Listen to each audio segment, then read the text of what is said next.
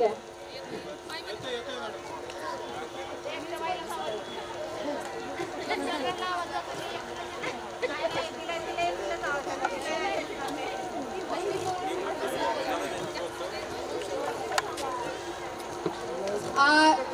पिंपरी चिंचवड शहर अध्यक्ष तुषार सर तुम्हाला थोडीफार योजनेबद्दल किंवा काहीतरी बोलतीलच 2-4 शब्दामध्ये. सर्वांनी शांत चित्तेने ऐकून घ्यावे एवढीच माझी विनंती आहे.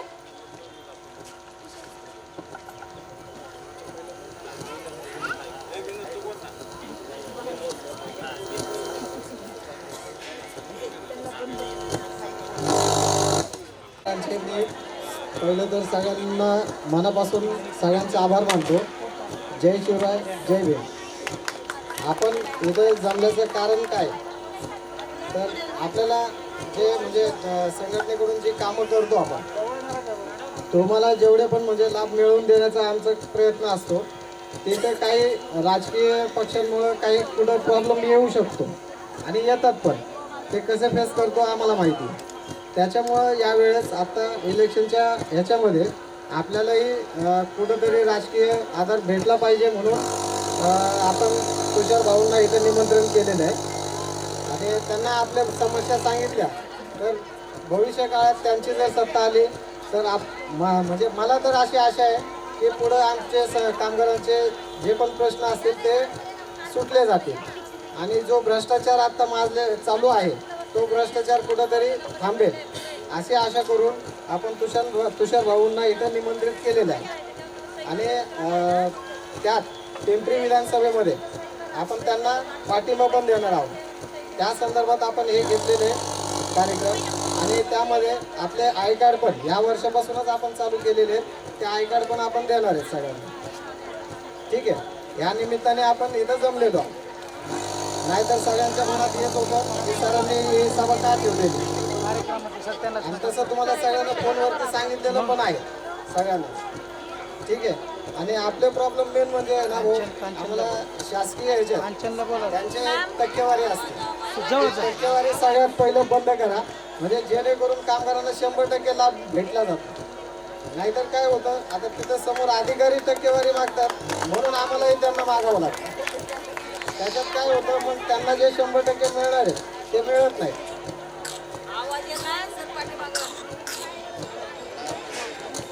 ते माईक कोण हो कांचन मॅडम ते माईक बघा ना, साऊंड दुसरा साऊंड बघा ना, मग फायदा काय. तर त्याच्यामुळे आहे ना आपण त्यांना विनंती केलेली आहे ह्या सगळ्या समस्या आम्हाला सोडवून देण्यात यावं. आणि पुढं आता 2 शब्द तुषार भाऊ बोलतील, ऐकून घ्या.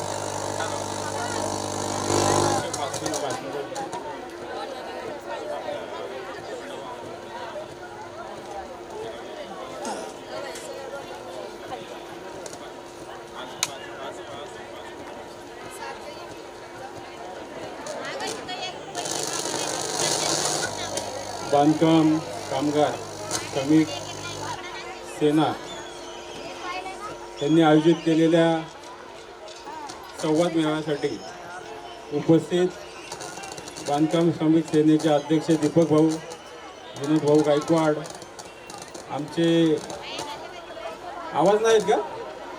माझा आवाज पोहोचतच नाही लागतो. मध्ये मध्ये येऊन बोलू का मी?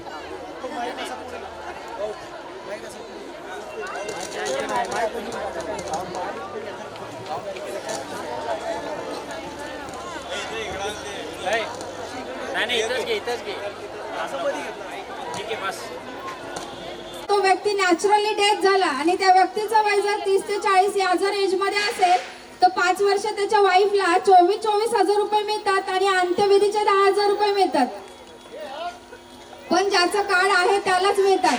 आपण प्रत्येकाला सांगतो की तुम्ही दोघांचे कार्ड काढून घ्या, कारण वेळ कशी होणार आहे ते सांगून येत नाही, हे लक्षात घ्या. पण महत्वाचं याच्यामध्ये जेव्हा तुम्ही कार्ड काढता तर कार्ड काढताना याच्यामध्ये मी तुम्हाला पुढे सांगणारच आहे. जर तो व्यक्ती घरी एक्सपायर झाला तर 2 लाख रुपये मिळतात. कामावर ऍक्सिडेंटली डेथ झाली तर त्याला 5 लाखाचा इन्शुरन्स विमा दिला जातो. जर त्याची डेड बॉडी अदर स्टेट किंवा गावाकडे न्यायची असेल तर जो काही जाण्या येण्याचा ॲम्ब्युलन्स खर्च आहे तो ॲम्ब्युलन्स खर्च तुम्हाला या कार्डवरून रिटर्न दिला जातो. हे झालं हॉस्पिटलायझेशन. आता घरासाठी काय आहे? घरासाठी जर तुम्ही एखादा फ्लॅट वगैरे जर घेत असाल, आपण सगळे कॅश मध्ये घेतो का? सगळेजण लोन करतात, बरोबर आहे. लोन केल्यानंतर जे काही 6 लाखाचं व्याज असतं ते 6 लाखाचं व्याज आपल्या कार्डवरून माफ केलं जातं. जर तुमची जागा असेल आणि तुम्हाला घर तिथे बांधायचं असेल तर 2 लाख रुपये मिळतात. पण कार्ड चालू असणं गरजेचं आहे. कार्ड म्हणजे स्वतःकडे असणं गरजेचं आहे. हजबंड वाईफ असतील तर एक कार्ड चालतं, पण जर हॉस्पिटलाइज कुठली गोष्ट असेल तर त्याच्यासाठी कार्ड असणं गरजेचं आहे दोघांचे पण.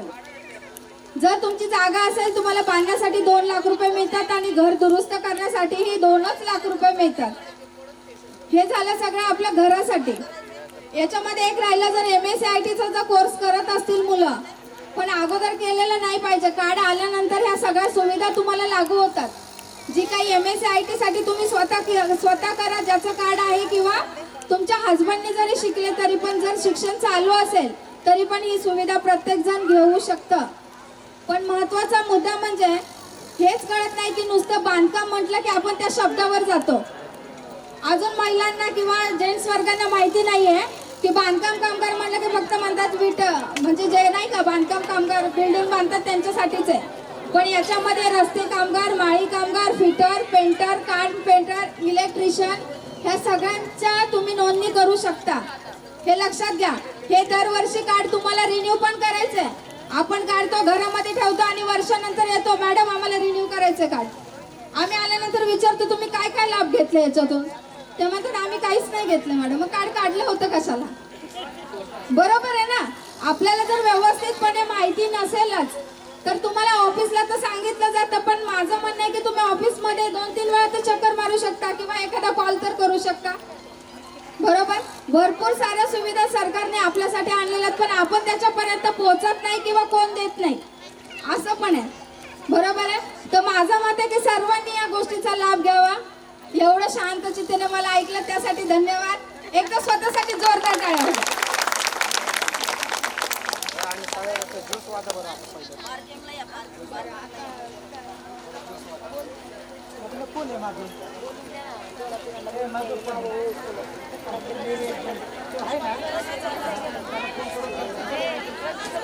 बरं, जागेवरून कोणी हलू नका प्लीज. पाणी ज्यूस तुमच्यापर्यंत पोहोचला जाईल. तिथेच बसून घ्या. 5 ते 10 मिनिटच प्रोग्राम होणार आहे, जास्त वेळ नाही लागणार आहे. हा. आणि ID कार्ड साठी ज्यांना नावं घेतली जातील त्यांनी या, आणि ज्यांचा म्हणजे ज्यांना बोलवलं जाईल त्यांनी फक्त इथे येऊन त्यांचं घेऊन जा.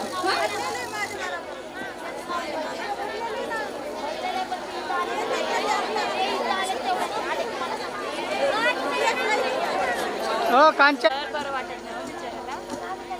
एक कामगार बांधकाम श्रमिक सेना यांचा कामगार मेळावा आणि याचे सर्व संस्थापक अध्यक्ष मान्यवर दीपकजी म्हेत्रे साहेब यांनी जो आपल्यासाठी, आपल्या हितासाठी जो मेळावा इथं आयोजित केला आणि या मेळाव्यामध्ये योग्य निर्णय घेतला की आपण आपल्याला या कार्यामध्ये अनेक पुढे अडचणी येऊ शकतात, तर त्यासाठी कुठला तरी पाठिंबा आपल्याला पाहिजे, कुणीतरी पाठराखा पाहिजे. या दृष्टिकोनातून त्यांनी जो निर्णय घेतला तो योग्यच घेतला आणि या निर्णयाचं समर्थन करण्यासाठी आपल्याला आणि आपल्याबरोबर मला सुद्धा इथं पाचारण केलं. म्हणून मी प्रथमतः एक मान्यवर दीपक म्हेत्रे आणि त्यांची सर्व टीम यांचा प्रथमतः आभारी आहे. त्याचप्रमाणे या भारतातच नव्हे तर या पृथ्वी तलावर या ज्या महामानवानं आपल्या सर्व बहुजन हिताय बहुजन सुखाय या दृष्टिकोनातून कामगारांचे प्रश्न कसे सुटले जातील आणि आमच्या माणसाला माणूस म्हणून कसं उभं राहता येईल यासाठी ज्या ज्या महामानवानं महामातेनं प्रयत्न केले आणि आपल्या संसारावर तुळशी पत्र ठेवून केवळ तुमच्या माझ्या सुखासाठी त्या अहोरात्र झटल्या आणि प्राणाचं बलिदान सुद्धा द्यायला त्यांनी मागे पुढे घेतलं नाही. अशा महामानवाच्या विचाराला आणि आचाराला प्रथमतः अभिवादन करून मी माझे 2 शब्द आपल्याला मनोगतासाठी आपल्या समोर व्यक्त करतोच. मी इथं केवळ मार्गदर्शन भाषण करायलाच आलो नाही, तुमच्याशी संवाद साधायला सुद्धा आलेलो आहे की इथं या देशात आपल्याला कुठली विचारधारा चांगली आहे. पूर्वापार या देशात हजारो पक्ष असतील, या भारतात हजारो पक्ष असतील, महाराष्ट्रात असतील, परंतु या देशात बुद्ध कालापासून 2च विचारधारा आहेत. वैदिक कालापासून 2च विचारधारा आहेत. एक समतावादी विचारधारा आणि एक विषमतावादी विचारधारा. आणि ज्या समतावादी विचारधारेनं ज्या ज्या महामानवाला आपल्यासाठी घडवलं आणि ज्या ज्या विचारधारेनं आपल्या विरोधकांना घडवलं, यामधली तफावत आपल्याला शोधायची आणि खऱ्या अर्थानं आपला मित्र कोण आणि शत्रू कोण हे आपल्याला प्रथमतः माहिती झालं पाहिजे. नाहीतर आपण शत्रूच्या बी गळ्यात पडून तो आपला मित्र आहे असं आपण समजतो. तिथंच आपली चूक होती खऱ्या अर्थानं. म्हणून हे भडवे आपल्यावर राज्य करते, आपल्याला वेगळ्या वाटेने हाकून न्यायचा प्रयत्न करते. समतावादी विचारधारा म्हणजे संविधानवादी विचारधारा, जे डॉक्टर बाबासाहेब आंबेडकरांनी संविधान लिहिलं आणि तुम्ही आम्हाला तुमच्या आमच्या कल्याणासाठी हे आपल्याकडे सुपूर्द केलं. पण खऱ्या अर्थानं ते आजही संविधानाप्रती बांधील राहून एक संविधानाच्या मार्गाने चालतात का हाही खरा प्रश्न आहे. समतावादी विचारधारा म्हणजे समता, बंधुत्व, स्वातंत्र्य आणि सामाजिक न्याय या दृष्टिकोनातून आपला गरीब समाज तो कसा मानव म्हणून जगू शकेल, स्वाभिमानाने जगू शकेल, या दृष्टिकोनातून जी विचारधारा एक विचार करते तिला समतावादी विचारधारा म्हणायचं. आणि विषमतावादी विचारधारा म्हणजे कुठली तर ती विचारधारा जी की गोळवलकरवादी विचारधारा, जे की सावरकरवादी विचारधारा, जी की टिळकवादी विचारधारा. कारण या लोकांना एक गोळवलकर गुरुजीने त्यांच्या बंच ऑफ थॉट मध्ये असं त्यांच्या त्या पुस्तकात 95 पानावर पेजेस नंबर 95 वर लिहिलंय. ते जर आपल्याला या देशात उच्चवर्णीयाची सत्ता आणायची असेल, ब्राह्मण वर्गाची सत्ता आणायची असेल, सर्वांना लाथाडायचं असेल तर हा देश तहस करून टाकला पाहिजे. तरच खऱ्या अर्थानं आपली सत्ता इथं आपण गाजवू शकतो. या दृष्टिकोनातून आज या देशात जे संविधानाची पायमल्ली चाललेली आहे ती या दृष्टिकोनातून चाललेली आहे. अहो विचार करा, ज्या काँग्रेसनं हा भारत देश स्वतंत्र करण्यासाठी पुढाकार घेतला त्यावेळेस RSS कुठे होती? त्यांचा सहभाग सुद्धा नव्हता. आणि हे भाजप हे मनवादी पिल्लू, जातीयतेवर आधारलेलं पिल्लू, याला या देशात समता नको आहे, बंधुता नको आहे, म्हणजे एकतेवर चाललेला हा भारत नको आहे. ते हजारो जातीयतेत विभागणी करण्याच्या नादात आहेत आणि आपल्या सर्वांना सांगणार आहेत की बाबा तुम्ही आपापल्या पायरीनं वागा. म्हणून त्यांना हिंदू राज्य हवं आहे, म्हणून ते हिंदू राज्याची घोषणा करतात, म्हणून मनुस्मृतीची ते आणण्यासाठी धडपडतात.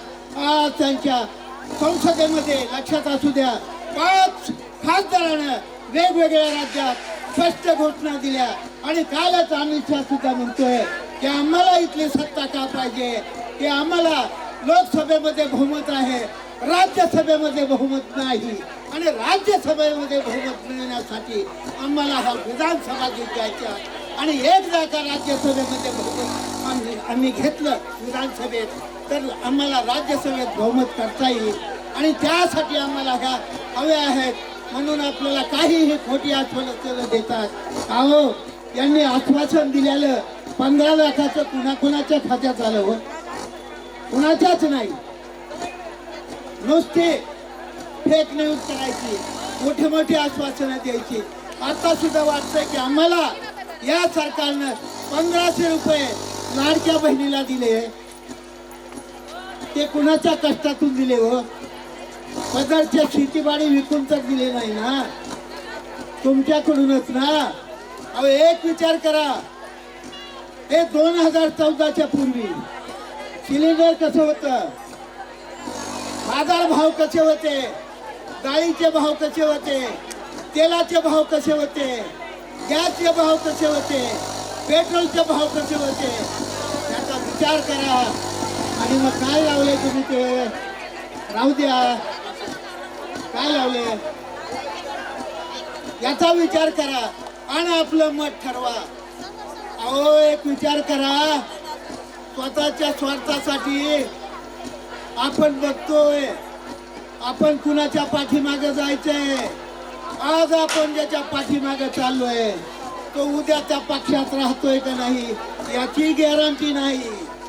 उड्या चालल्यात म्हणजे ते कुणासाठी चालल्यात, स्वतःच्या स्वार्थासाठी चालल्यात का जनतेच्या स्वार्थासाठी चालल्यात. एक विचार करा, राजकारण हा धंदा झालाय, धंद्यातून पैसा आणि पैशातून राजकारण.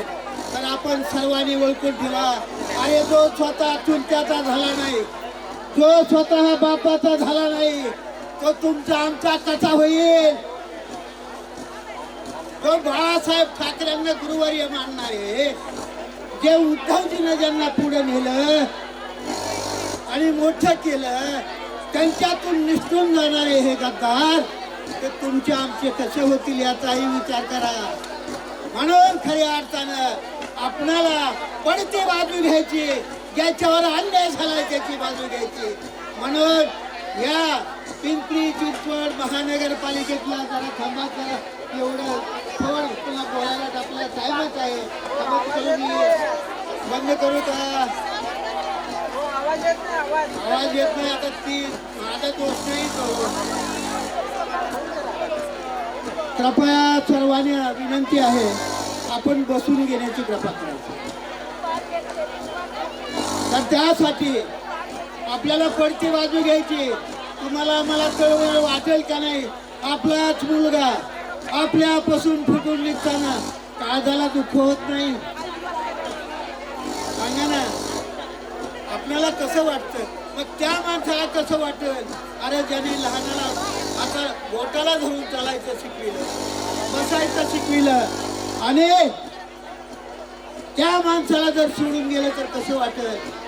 म्हणून आपल्याला 3 लोकांची, 3 पक्षाची, प्रमुख 3 पक्षाची आघाडी आहे आणि त्या आघाडीला बऱ्याच एक छोट्या छोट्या पक्षानं एक सहमती दिली, पाठिंबा दिला आणि यांचं जे चाललेलं गोड बंगाल, जे गद्दारीपणा तो खालसा करण्यासाठी या सर्वांनी मिळून यांचं कसं थडग रचायचं हे ठरवलं.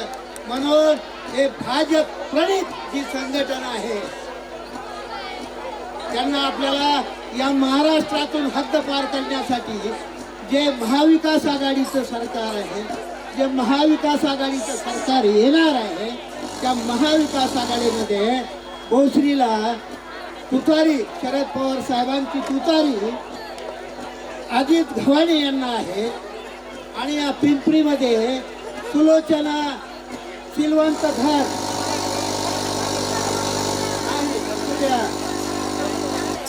पिंपरीमध्ये सुलक्षणा सिलवंत धर उच्च शिक्षक महिला आहे उच्च शिक्षित महिला आहे आणि त्यांनी या पिंपरी चिंचवड महानगरपालिकेमध्ये उत्कृष्टपणे नगरसेविका म्हणून काम केलेलं आहे. त्यांनी कुठल्याही गोरगरिबाच्या कामाला कधी टाळाटाळ केलेली नाही. त्यांनी पुढाकार घेऊन जिद्दीनं कामच करून दाखवलेले आहेत. म्हणून आपल्याला शरद पवार साहेबांच्या तुतारीला आपण सर्वांनी पाठिंबा द्यायचा आहे. मी तिन्ही विधानसभेत का फिरतो? मी काँग्रेस पक्षाचा, पंजाबला राहुल गांधीचा, झोपडपट्टी शेलचा अध्यक्ष आहे. या नात्यानं मला तिन्हीकडे फिरावं लागतं. पण आपला पाठिंबा कामगार संघटनेचा केवळ आणि केवळ पिंपरी विधानसभेतच आहे. हेही आपण लक्षात ठेवा. माझं कुणावर जुलूम नाही, जबरदस्ती नाही. मी बोलतो म्हणून तुम्ही तिन्हीकडे मी पाठिंबा द्यावा अशी माझी बिलकुल इच्छा नाही. पण मनाला विचार तुम्हीच करा की काय खरी रास्त परिस्थिती, रास्त मार्ग आपल्या गोरगरिबासाठी उत्कर्ष करणारा कुठला मार्ग योग्य आहे? या मार्गाने चालताना आपल्याला ठेस लागणार नाही, आपल्याला काटा मोडणार नाही.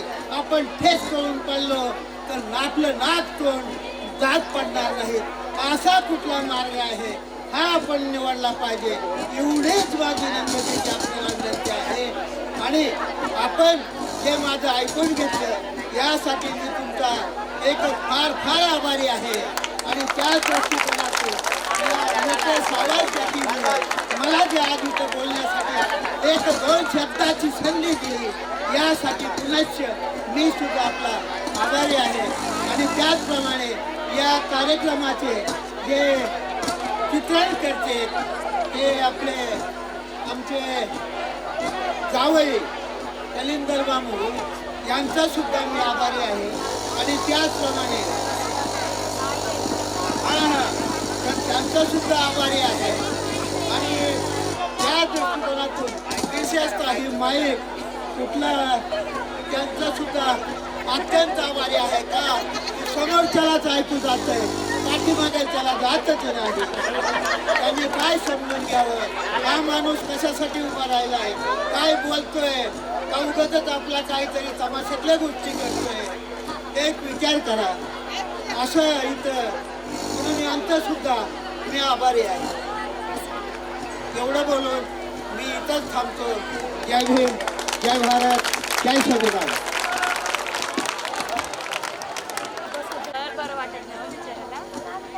एक कामगार बांधकाम श्रमिक सेना यांचा कामगार मेळावा आणि याचे सर्व संस्थापक अध्यक्ष मान्यवर दीपकजी म्हेत्रे साहेब यांनी जो आपल्यासाठी, आपल्या हितासाठी जो मेळावा आज इथं आयोजित केला आणि या मेळाव्यामध्ये योग्य निर्णय घेतला की आपण आपल्याला या कार्यामध्ये अनेक पुढे अडचणी येऊ शकतात, तर त्यासाठी कुठला तरी पाठिंबा आपल्याला पाहिजे, कुणीतरी पाठराखा पाहिजे. या दृष्टिकोनातून त्यांनी जो निर्णय घेतला तो योग्यच घेतला. आणि या निर्णयाचं समर्थन करण्यासाठी आपल्याला आणि आपल्याबरोबर मला सुद्धा इथं पाचारण केलं. म्हणून मी प्रथमतः एक मान्यवर दीपक म्हेत्रे आणि त्यांची सर्व टीम यांचा प्रथमतः आभारी आहे. त्याचप्रमाणे या भारतातच नव्हे तर या पृथ्वी तलावर या ज्या महामानवानं आपल्या सर्व बहुजन हिताय बहुजन सुखाय या दृष्टिकोनातून कामगारांचे प्रश्न कसे सुटले जातील आणि आमच्या माणसाला माणूस म्हणून कसं उभा राहता येईल यासाठी ज्या ज्या महामानवानं महामातेनं प्रयत्न केले आणि आपल्या संसारावर तुळशी पत्र ठेवून केवळ तुमच्या माझ्या सुखासाठी त्या अहोरात्र झटल्या आणि प्राणाचं बलिदान सुद्धा द्यायला त्यांनी मागे पुढे घेतलं नाही. अशा महामानवाच्या विचाराला आणि आचाराला प्रथमतः अभिवादन करून मी माझे 2 शब्द आपल्याला मनोगतासाठी आपल्या समोर व्यक्त करतोच. मी इथं केवळ मार्गदर्शन भाषण करायलाच आलो नाही, तुमच्याशी संवाद साधायला सुद्धा आलेलो आहे की इथं या देशात आपल्याला कुठली विचारधारा चांगली आहे. पूर्वापार या देशात हजारो पक्ष असतील, या भारतात हजारो पक्ष असतील, महाराष्ट्रात असतील, परंतु या देशात बुद्ध कालापासून 2च विचारधारा आहेत, वैदिक कालापासून 2च विचारधारा आहेत, एक समतावादी विचारधारा आणि एक विषमतावादी विचारधारा. आणि ज्या समतावादी विचारधारेनं ज्या ज्या महामानवाला आपल्यासाठी घडवलं आणि ज्या ज्या विचारधारेनं आपल्या विरोधकांना घडवलं, यामधली तफावत आपल्याला शोधायची आणि खऱ्या अर्थानं आपला मित्र कोण आणि शत्रू कोण हे आपल्याला प्रथमतः माहिती झालं पाहिजे. नाहीतर आपण शत्रूच्या बी गळ्यात पडून तो आपला मित्र आहे असं आपण समजतो. तिथंच आपली चूक होती खऱ्या अर्थानं. म्हणून हे भडवे आपल्यावर राज्य करते, आपल्याला वेगळ्या वाटेने हाकून न्यायचा प्रयत्न करते. समतावादी विचारधारा म्हणजे संविधानवादी विचारधारा, जे डॉक्टर बाबासाहेब आंबेडकरांनी संविधान लिहिलं आणि तुम्ही आम्हाला तुमच्या आमच्या कल्याणासाठी हे आपल्याकडे सुपूर्द केलं. पण खऱ्या अर्थानं ते आजही संविधानाप्रती बांधील राहून एक संविधानाच्या मार्गाने चालतात का, हाही खरा प्रश्न आहे. समतावादी विचारधारा म्हणजे समता, बंधुत्व, स्वातंत्र्य आणि सामाजिक न्याय या दृष्टिकोनातून आपला गरीब समाज तो कसा मानव म्हणून जगू शकेल, स्वाभिमानाने जगू शकेल, या दृष्टिकोनातून जी विचारधारा एक विचार करते तिला समतावादी विचारधारा म्हणायचं. आणि विषमतावादी विचारधारा म्हणजे कुठली तर ती विचारधारा जी की गोळवलकरवादी विचारधारा, जी की सावरकरवादी विचारधारा, जी की टिळकवादी विचारधारा. कारण या लोकांना एक गोळवलकर गुरुजीने त्यांच्या बंच ऑफ थॉट मध्ये असं त्यांच्या त्या पुस्तकात 95 पानावर पेजेस नंबर 95 वर लिहिलंय. ते जर आपल्याला या देशात उच्चवर्णीयाची सत्ता आणायची असेल, ब्राह्मण वर्गाची सत्ता आणायची असेल, सर्वांना लाथाडायचं असेल तर हा देश तहस नहस करून टाकला पाहिजे. तरच खऱ्या अर्थानं आपली सत्ता इथं आपण गाजवू शकतो. या दृष्टिकोनातून आज या देशात जे संविधानाची पायमल्ली चाललेली आहे ती या दृष्टिकोनातून चाललेली आहे. अहो विचार करा, ज्या काँग्रेसनं हा भारत देश स्वातंत्र्य करण्यासाठी पुढाकार घेतला त्यावेळेस RSS कुठे होती, त्यांचा सहभाग सुद्धा नव्हता. आणि हे भाजप हे मनवादी पिल्लू, जातीयतेवर आधारलेलं पिल्लू, याला या देशात समता नको आहे, बंधुता नको आहे, म्हणजे एकतेवर चाललेला हा भारत नको आहे. ते हजारो जातीयतेत विभागणी करण्याच्या नादात आहेत आणि आपल्या सर्वांना सांगणार आहेत की बाबा तुम्ही आपापल्या पायरीनं वागा. म्हणून त्यांना हिंदू राज्य हवं आहे, म्हणून ते हिंदू राज्याची घोषणा करतात, म्हणून मनुस्मृतीचे ते आणण्यासाठी धडपडतात. आज त्यांच्या संसदेमध्ये लक्षात असू द्या 5 खासदारांना वेगवेगळ्या राज्यात स्पष्ट घोषणा दिल्या आणि कालच अमित शहा सुद्धा म्हणतोय की आम्हाला इथली सत्ता का पाहिजे, की आम्हाला लोकसभेमध्ये बहुमत आहे, राज्यसभेमध्ये बहुमत नाही. आणि राज्यसभेमध्ये बहुमत मिळवण्यासाठी आम्हाला हा विधानसभा जिंकायच्या आणि एक जागा राज्यसभेमध्ये बहुमत आम्ही घेतलं विधानसभेत तर आम्हाला राज्यसभेत बहुमत करता येईल आणि त्यासाठी आम्हाला ह्या हव्या आहेत. म्हणून आपल्याला काहीही खोटी आश्वासनं देतात. अहो यांनी आश्वासन दिलेलं 15 लाखाचं कुणाकुणाच्या खात्यात आलं हो, कुणाच्याच नाही. नुसते फेक न्यूज करायची, मोठे मोठे आश्वासनं द्यायची. आता सुद्धा वाटतंय की आम्हाला या सरकारनं 1500 रुपये लाडक्या बहिणीला दिले, ते कुणाच्या कष्टातून दिले हो, पदरच्या शेतीबाडी विकून तर दिले नाही ना, तुमच्याकडूनच ना. अहो एक विचार करा, हे 2014च्या पूर्वी सिलेंडर कसं होतं, बाजार भाव कसे होते, डाळीचे भाव कसे होते, तेलाचे भाव कसे होते, गॅसचे भाव कसे होते, पेट्रोलचे भाव कसे होते, त्याचा विचार करा. आणि मग काय लावले तुम्ही ते राहू द्या, काय लावले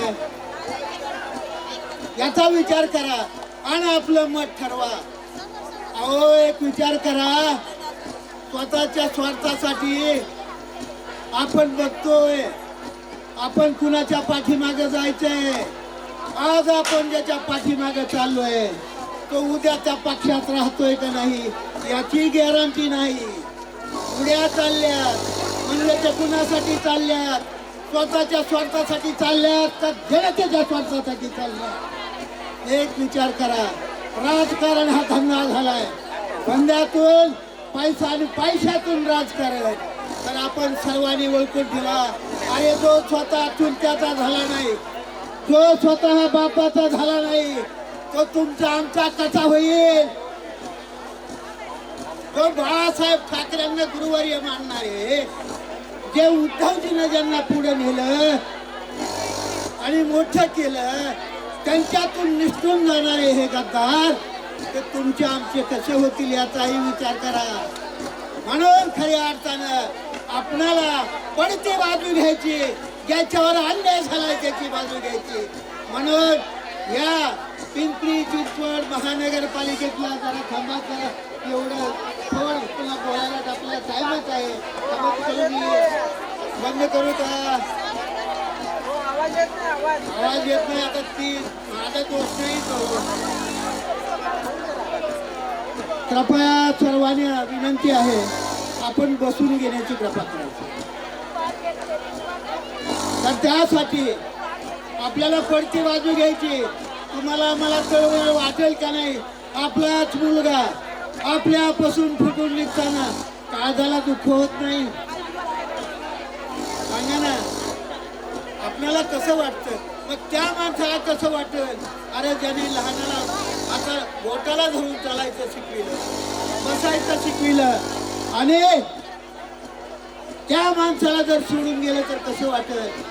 म्हणून आपल्याला 3 लोकांची, 3 पक्षाची, प्रमुख 3 पक्षाची आघाडी आहे आणि त्या आघाडीला बऱ्याच एक छोट्या छोट्या पक्षानं एक सहमती दिली, पाठिंबा दिला आणि यांचं जे चाललेलं गोड बंगाल, जे गद्दारीपणा तो खालसा करण्यासाठी या सर्वांनी मिळून यांचं कसं थडगराचं हे ठरवलं. म्हणून हे भाजप प्रणित जी संघटना आहे त्यांना आपल्याला या महाराष्ट्रातून हद्दपार करण्यासाठी जे महाविकास आघाडीचं सरकार आहे, जे महाविकास आघाडीचं सरकार येणार आहे, त्या महाविकास आघाडीमध्ये भोसरीला तुतारी शरद पवार साहेबांची तुतारी अजित गव्हाणे यांना आहे आणि या पिंपरीमध्ये सुलोचना सिलवंत धर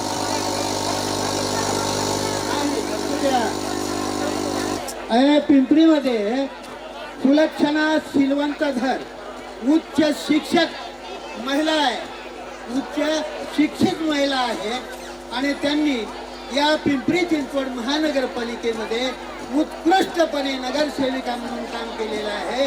त्यांनी कुठल्याही गोरगरिबाच्या कामाला कधी टाळाटाळ केलेली नाही. त्यांनी पुढाकार घेऊन जिद्दीनं कामच करून दाखवलेले आहेत म्हणून आपल्याला शरद पवार साहेबांच्या तुतारीला आपण सर्वांनी पाठिंबा द्यायचा आहे. मी तिन्ही विधानसभेत का फिरतो, मी काँग्रेस पक्षाचा, पंजाबला राहुल गांधीचा, कोकणपट्टी शेलचा अध्यक्ष आहे. या नात्यानं मला तिन्हीकडे फिरावं लागतं. पण आपला पाठिंबा कामगार संघटनेचा केवळ आणि केवळ पिंपरी विधानसभेचाच आहे, हेही आपण लक्षात ठेवा. माझं कुणावर जुलूम नाही, जबरदस्ती नाही. मी बोलतो म्हणून तुम्ही तिन्हीकडे मी पाठिंबा द्यावा अशी माझी बिलकुल इच्छा नाही. पण मनाला विचार तुम्हीच करा की काय खरी रास्त परिस्थिती, रास्त मार्ग आपल्या गोरगरिबासाठी उत्कर्ष करणारा कुठला मार्ग योग्य आहे. या मार्गाने चालताना आपल्याला ठेस लागणार नाही, आपल्याला काटा मोडणार नाही. आपण ठेस करून पडलो तर आपलं नाक तोंड जात पडणार नाही. असा कुठला मार्ग आहे हा आपण निवडला पाहिजे. एवढीच माझी नम्रतेची आपल्याला विनंती आहे. आणि आपण जे माझं ऐकून घेतलं यासाठी मी तुमचा एक फार फार आभारी आहे. आणि त्याच दृष्टिकोनातून मला जे आज इथं बोलण्यासाठी एक दोन शब्दाची संधी दिली यासाठी पुनश्च मी सुद्धा आपला आभारी आहे. आणि त्याचप्रमाणे या कार्यक्रमाचे जे चित्रण करते ते आमचे जावई कलिंदर मामू यांचा सुद्धा मी आभारी आहे. आणि त्याचप्रमाणे त्यांचा सुद्धा आभारी आहे. आणि त्या दृष्टिकोनातून विशेषतः ही माईक कुठला त्यांचा सुद्धा अत्यंत आभारी आहे का समोरच्यालाच ऐकू जातंय, पाठीमागे त्याला जातच नाही. त्यांनी काय समजून घ्यावं, हा माणूस कशासाठी उभा राहिला आहे, काय बोलतोय, का उगाचच आपला काहीतरी तमाशातल्या गोष्टी करतोय, एक विचार करा. असं इथं म्हणून यांचं सुद्धा मी आभारी आहे. एवढं बोलून मी इथंच थांबतो. जय भीम, जय भारत, जय संविधान. बरोबर आहे ना? ज्यांची नावं घेतली जातील त्या व्यक्तीने पुढे यायचं आणि स्वतःचं आयडी कार्ड घ्यायचं. त्यांनी थोडा स्पेस द्या त्या व्यक्तीला ज्याचं नाव घेतलं जाईल. त्यांनी पटपट पुढे येणे आणि तुम्ही कार्ड घेऊन जाणे. ज्यांचे कार्ड राहिले असतील त्यांनी आधार कार्ड, मयूर मॅडम आहेत बघा समोर तुमच्या हातवर, तुमचे स्वतःचे आधार कार्ड आणि फोटो. आधार कार्डवर मोबाईल नंबर लिहिला असेल तर त्यांच्याकडे तुम्ही जमा करा. आणि नाही लिहिला असेल तरी पण जे रजिस्टर तुम्हाला लिहायला दिले, आपण नावं वगैरे लिहितोय ना, त्या वहीवरती तुमचं नाव, मोबाईल नंबर आणि साईन करा. ज्यांच्याकडे झेरॉक्स नाहीये त्यांनी, आणि ज्यांचं नाव घेतलं जात आहे त्यांनी पुढे येऊन स्वतःचं आयडी कार्ड घ्यायचंय. आवाज येतो का? आवाज हात वरती करा. Okay, very good.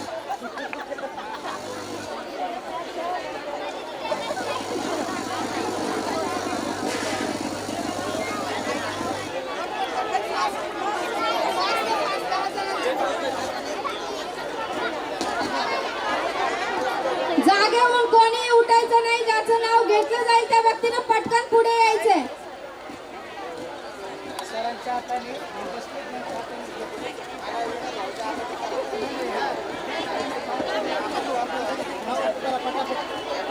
संघटनेचे आयडी कार्ड वाटप करण्यासाठी मी विनोद सरांना विनंती करते की पुढे यावे.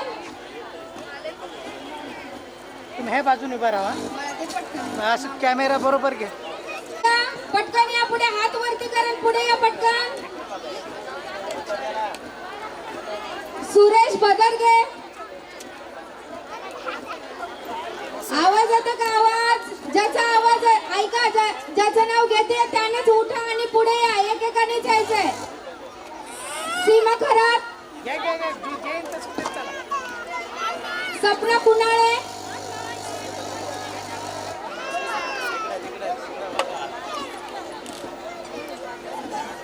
उमेश कुचकर,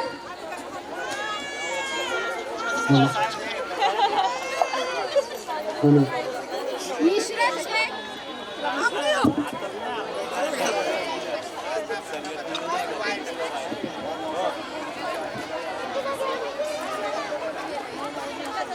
थोडं दीपक सर असं घ्या ना तुम्ही. Hello hello.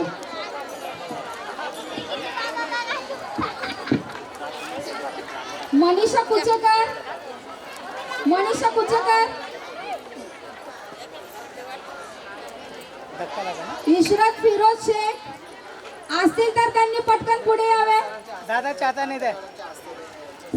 दादा मनीष कुचेकर सर तुम्ही पुढे यावे आणि आयडी कार्डचं वाटप करावं. शिंदे दादा घ्या लोक पटापट द्या. अरे वा, एकदा जोरदार टाळ्या. या जोडीसाठी जोरदार टाळ्या होत्या बघा. दोघे मिळूनही काम करतात. दोघांसाठी परत एकदा टाळ्या. रुपाली कोटीतकर आहेत का?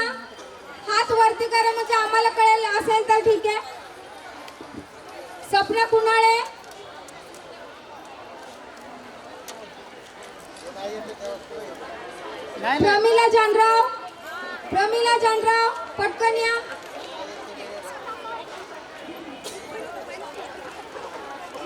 रामकृष्ण लोंढे, रामकृष्ण लोंढे,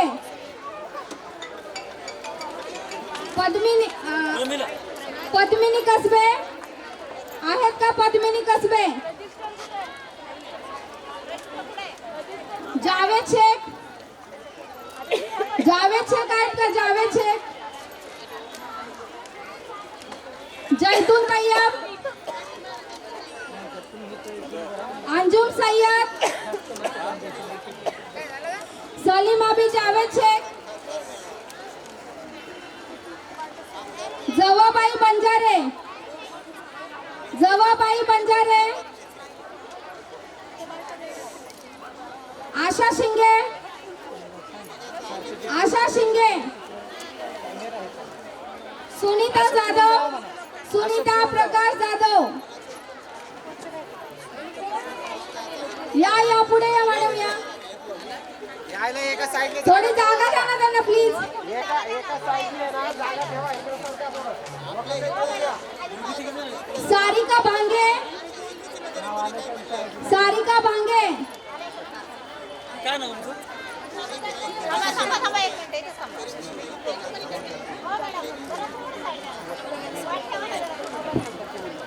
कांचन मॅडम ते कार्ड आहे ते कोपऱ्याला ठेवा. ते मॅडम देते. जे बाईने नाव सांगायचं ते काढते. तुम्ही दोन्ही कामं नका करू. थांबा थांबा एक. जवाबाई बंजारे नाही आहेत ना? गंगासागर मारकड, गंगासागर मारकड, गोंधळ करू नका म्हणजे आवाज पण पोहोचेल आणि त्या व्यक्तीला लवकरात लवकर कार्यक्रम आपल्याला आटवायचा आहे. लक्षात घ्या. भाऊसाहेब इजगाज,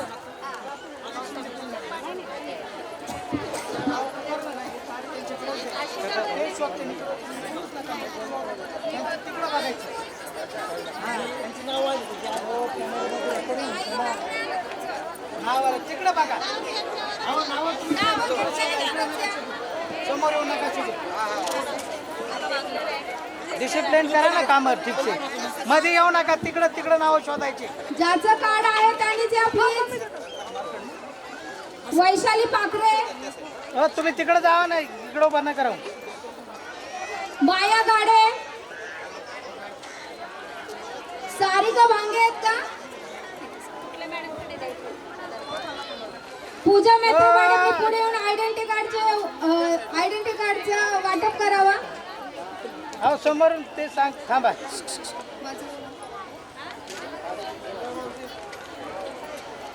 यांच्या हाताने द्या.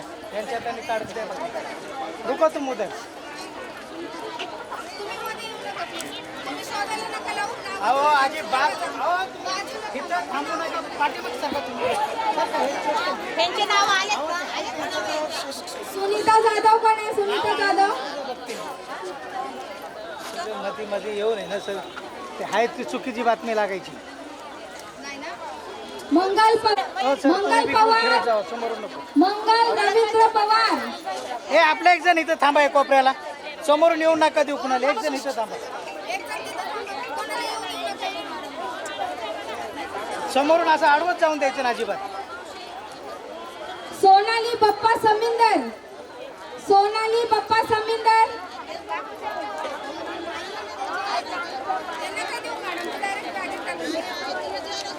सुनीता प्रकाश जाधव. आशा बाबूराव कांबळे आहेत का? आशा बाबूराव कांबळे. ज्याचे आहे त्यांनी वर तरी हात करायला पाहिजे. धनराज महादेव पवार. ज्याचा कार्ड असेल त्यांनी हात वरती करा प्लीज. आम्हाला पण कळेल आहेत की नाही ते. प्लीज ज्यांचं कार्ड असेल त्यांना रस्ता द्या ना प्लीज. ऐका ना. धनराज पवार. साईडला एक मिनिट